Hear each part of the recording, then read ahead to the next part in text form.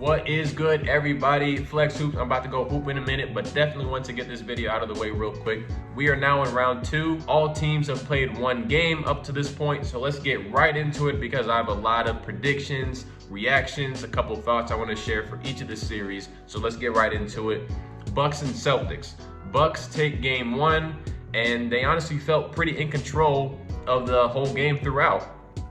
But actually, before I get into that, I just need to right a couple of my own wrongs here. So this entire season, I got caught up in this MVP stuff. I was arguing about what does value actually mean. I thought about, who is the best basketball player just in terms of pure skill. And I was like, that's got to be KD. And even within the MVP discussion, I was mostly just paying attention to Jokic and Embiid, and then Giannis just kind of got, a little love at the side a little bit. But the answer was right in front of me the whole time. Like, this Giannis Antetokounmpo is the one who's sitting on the throne right now.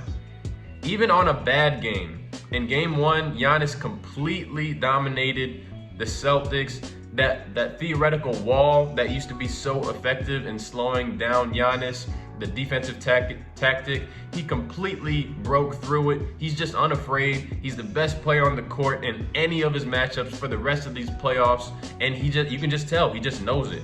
The Bucks were physical, and the Celtics, surprisingly, they just didn't match their physicality at all. So I originally took the Celtics in 6. And after one game, I'm not going to fold on my prediction entirely, but I will amend that to be Celtics in 7. I don't think the Celtics are going to shoot that awfully from 3 again.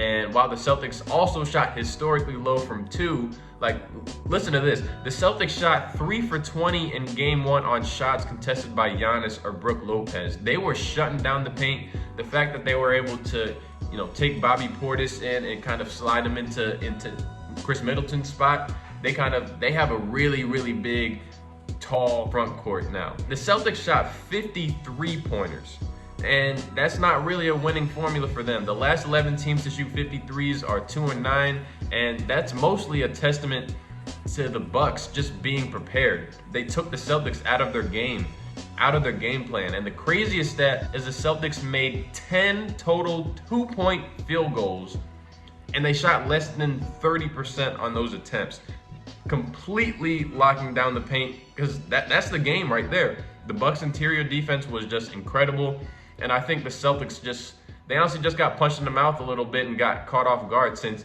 honestly the Nets were so soft, they might have not honestly been that great of a test for them. But, the Celtics defense will eventually come through, probably tonight. Tatum and Brown won't shoot that poorly again this series. So Jaylen Brown just made like 1 million shots in a row, and it's still only a 10-point game.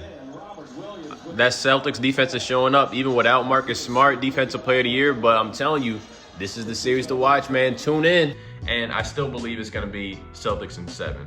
Final point on this series, Chris Middleton is hurt, and he is an important closer for this team. So while the Bucks were definitely in control of game 1, if the Celtics are even able to just keep it close down the stretch, I personally trust the Celtics closers a little bit more than the Bucks collection of closers, especially with Middleton out. But you know what? Giannis is going to probably prove me wrong, and he's going to have something to say about that. All right, now on to Grizzlies and Warriors. What a crazy game 1 this was. So I have a hot take here. I only have like 40 subs or whatever. Honestly, I have less than that. But I'm not afraid to be wrong on this channel. If this was going to be a competitive series, the Grizzlies needed to win game 1. They had a golden opportunity to protect home court, and now they're going to get swept. Warriors in 4, man. Draymond got ejected because, of course he did. Draymond Green is going to find a way to get ejected one way or another. They got a damn near perfect game from Jaren Jackson Jr., who I'm always frustrated with because this bro just can't stop fouling. John Morant played like an MVP last game, but the main reason I'm not so high on the Grizzlies, it's really 2 main reasons. And the first I explained in my last video. So the Grizzlies, they don't really have a second star.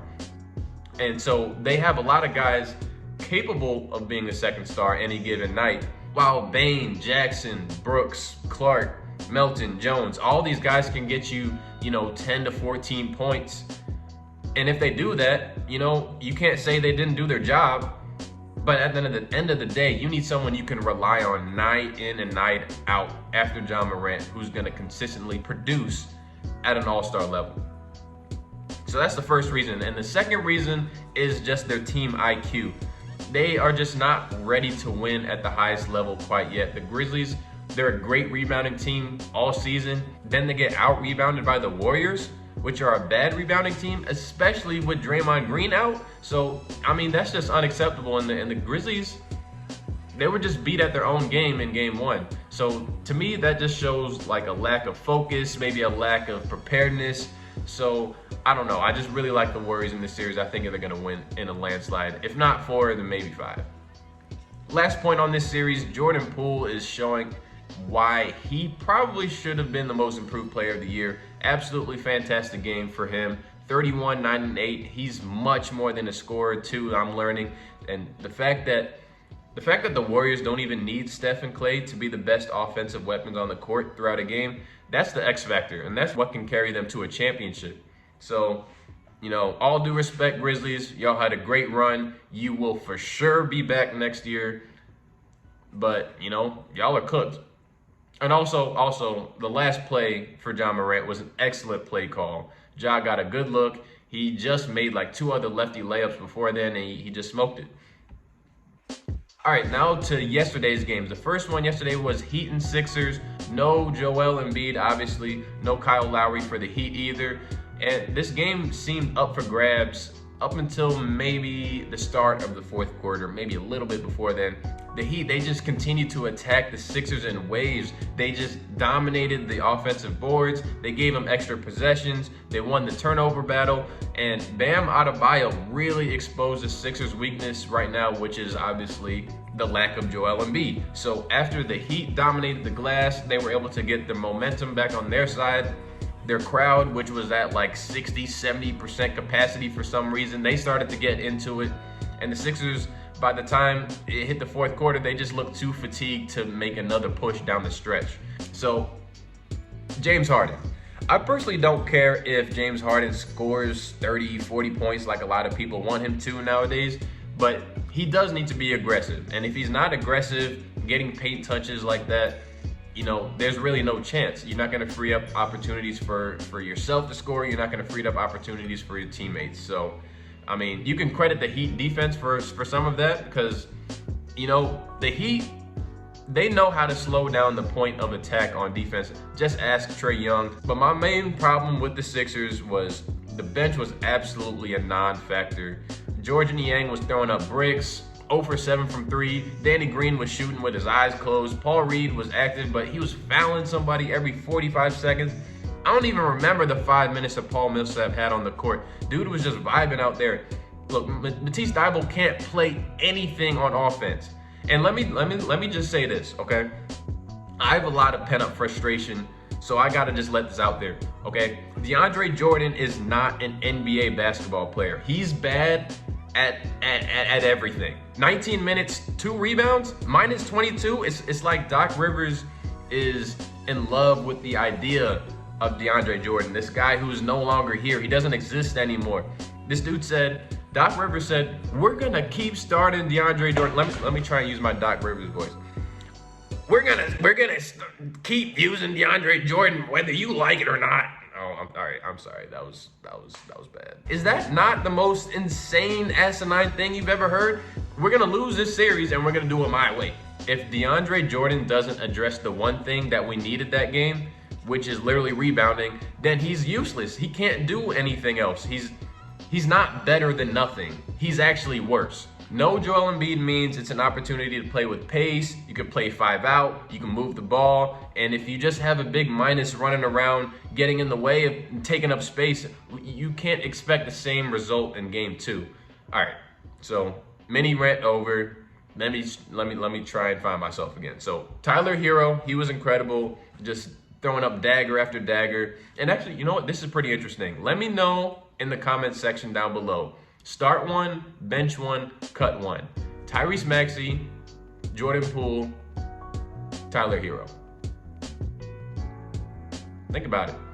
Tobias Harris, dare I say, he played like a max contract player today. Shout out to him. I just think that the Heat's depth and not knowing when Joel will come back or what kind of state he'll be in when he does return, it's just going to be too much for Philly to overcome, unfortunately. So the small part of me that's a rational basketball analyst says the Heat will probably take this one in 6. But the real me is saying Sixers in 7 because, damn it, Joel Embiid will be back and better than ever. All right, last game, Suns and Mavs. Luka Doncic with 45, 12, and 8, just absolutely incredible. No matter what happens this series, we just need to appreciate how great Luka Doncic is. I've never been more sure about a player's ascension into all-time great status as I do right now about Luka's trajectory. You just know he's destined for championships, multiple MVPs, all kinds of records and accolades. So unfortunately tonight, he just didn't have the help that he needed. I thought the body language, like the communication between him and Brunson, just seemed to look off. I love Jalen Brunson. You could tell that he kind of wanted the ball in some of his spots, but you know, Luka had it going. He was rolling. He did a lot of ISO ball. So for Brunson, it looked like it was just kind of hard for him to find a consistent rhythm when a guy like Luka is rolling like that. Because like, what are you gonna say? I just don't think the Mavs, they don't really have enough to hang with the Suns at the end of the day. The Suns had an extremely efficient game as a unit. They had a 50-40-90 game.